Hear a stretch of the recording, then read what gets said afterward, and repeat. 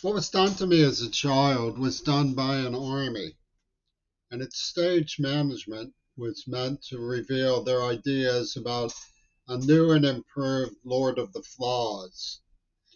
The children who were organized by mean old men knew that they were behaving criminally. It was organized as a form of stagecraft and guerrilla theater as well as guerrilla warfare. For example, Ronnie Tuszynski showed up at school with a big old oil tube and forced me to swallow nitroglycerin at the threat of violence if I refused. When I went to Sidney Busis that day, he said he was a Holocaust survivor. He mistreated my deaf ears and said we were unable to obtain reliable pure tone results. Tuszynski's charge was Dee, and I published a Carnegie Mellon script showing the context where Dee was represented as voodoo for her age bracket in Nazi Germany. In the context of the comment about unreliable pure tone results, which shows you the mentality that was at work among these mean old men. Rather than properly investigate, the detectives at CMU decided that it was a legal draft operation, and I was just one of them. And they have things about take away my eyes in the script. You see, this is a nomenclature that is odious. They talk about takeaways now. It's very pernicious. I don't know the laws whereby you can challenge the idea of a play station that was developed by aristocratic men along hair-splitting juvenile lines to entrap a child who they tortured for ideological reasons and laugh that stateways can't change folkways. But it would be up against Hollywood and the plumbing in Donald Trump's criminal mind.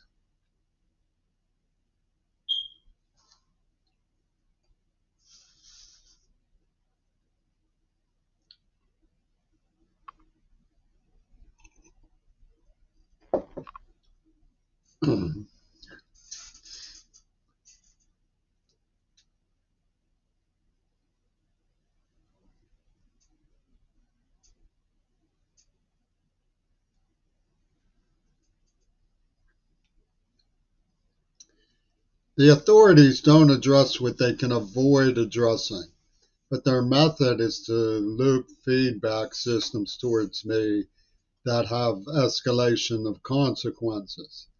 I've had several serial poison crimes, and I have very little left for them to take away without leading to a lethal discharge.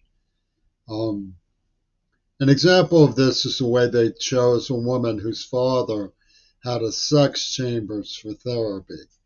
Isn't it remarkable that the person who she was selected to date and latch on to as a Salmus's character who would never let go was the daughter of someone who had a sex therapy, and who, the boy was, I need to say, was implanted with a neuroplasm so that they could say, well, we have a novel idea, let's therapy him using sex. Isn't that ironic?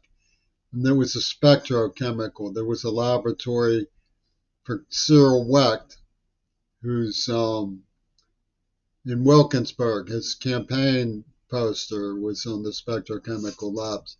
And there was a spectro lab that was given to me by a neurohypnotist. So they knew these neurotoxins.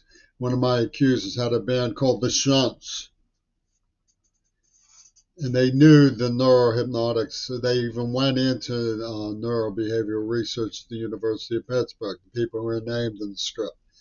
So the military operation was to allow deliberately compound neurological injuries on a deaf child who they induced to smoke marijuana because it's a death sentence. John Lennon was a very powerful figure who they keep evoking. Ronnie Tuszynski was supposedly his friend. And Ronald Reagan was even more his friend. These mighty commanders. You might think, oh, it's liberal. When Trump talked about grabbing women by the pussy, he had something about it in the poetry vernacular that evokes the weakest link in the chain. You see, if one poet is weak, then it endangers everyone. And this is military society's thinking.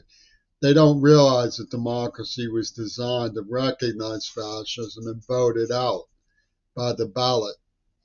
So you're not. So there's strength in understanding human wisdom. And Lennon, of course, had an album called The Butcher Baby. And we're supposed to accept that to avoid being weak links, we have to support the Franklin Graham use of Franklin Graham's ecology program and protest against abortion, the butchery of those liberal Palestinian children. I think this is what they're really thinking. You know, they got Hamas to target, or Egypt to trick Hamas into targeting the supernova ray. That was the common enemy. The supernova is the liberal out having fun, and that's no good to Christian military society, or the extreme wing of the soul forces in military Russia and the fundamentalist tripartite system. There was they talk about having they observed the whole thing. They had film cameras set up when they were, so they say they're keeping me honest, but it was very selective. No films have emerged of the slaughtering head blows in Morningside by Ronnie Goldie or the slaughtering head blows by Tommy Carturi in the schoolyard. And the slaughtering head blows over and over again. Michael Todd, that left me partially blinded by the estimation of one doctor who observed the evidence of torture. So, and then they say that I was doing this because I wanted to. I want to have shunts. I want to have breathing problems. They're going to say that I want to be butchered and they have these old stories about the Jews. One of them is the denial the Holocaust never happened. Others, they went like sheep. Well, Trumpy Toon and Frank Zappa have a new one. You were having fun. You wanted to be tortured and gassed and exterminated. That's the new one. That's the new one from the plumbing and Trump's criminal mind. And it's interesting that we have this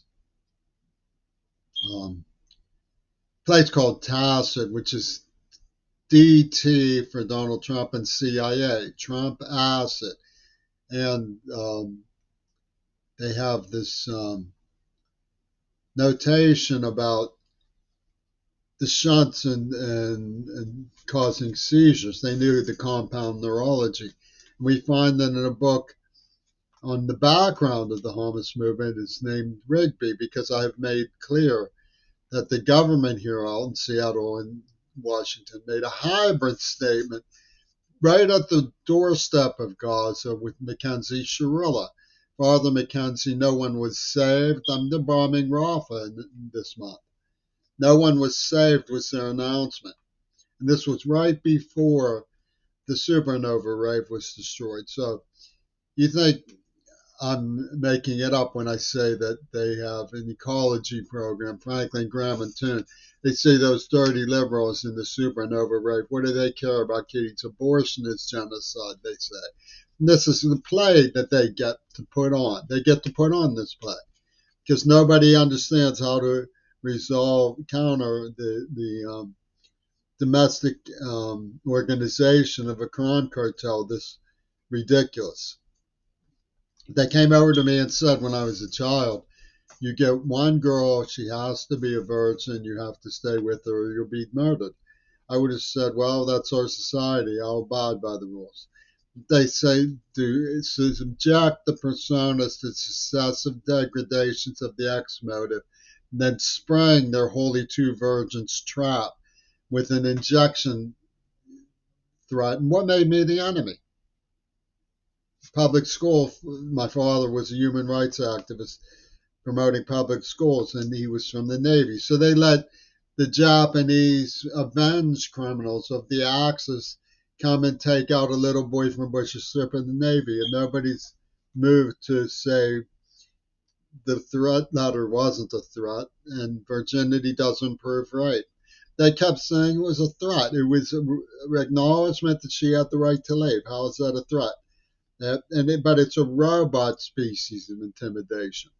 They come through the grapevine lines of the internet. And it's artificial intelligence. They plant names and they combine names. And they come and they sound issue. They grip you and won't let you go.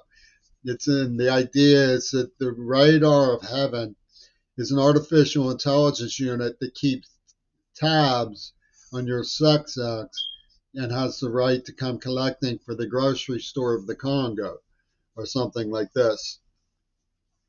And any breach of marriage is punished by death in their plan operation. And this is what they did. You know, they had some guy named Skeeter, and Linda White used to say, "Oh, if anything happened to Bowie, I would be so upset." Then she would hang out with this, attractive, long, black-haired Asian girl who all the guys wanted. And it was a symbolic maneuver of eugenic systematics that was organized crime from the Jeffin Corporation as a form of deliverance. They gassed me in a place called King's Estate for King Crimson right after Martin Luther King was shot dead. And it's all in the script, and nobody's willing to look at it or say anything about it because they think this robot maneuver is a joke. It's not a joke. It's the character of the murderers who are behind our tragedy. And in one of the movies, Maroon, that Gregory Peck was in, he's a suspect in this case. There's a scene where the guy is up in, 3 astronauts are up in a space capsule, and they've run out of oxygen, and he tells them, "Don't blow the hatch," and they start laughing. Boom, hatch blown, ha ha. That's the last rescue by the Russians. So they say that, neurologically impaired, brutalized children don't have the right ever to laugh when they're being subject to maniacal sadist named Peter Gabriel's self-proclaimed tickle torture. And it's not very logical, but you can't expect them to be logical. Like, why do they say I could have stopped Gail Burston, the raven of the Carousel Club, when they are advocating for her? Doesn't make that much sense. And LT was on my sax mouthpiece, for Larry Teal mouthpiece, but also could have been intended to stand for Last Temptation. They had this was not found art, this was a mortal plan to destroy liberalism, and which they openly call subhuman. So they're using a butcher baby system in Gaza to promote John Lennon, the author of Butcher Baby, while chastising the liberals for the Satanism of abortion, as they claim it is. And this is all the plumbing in their psyches. They can't think of any better way to go about dealing with these issues.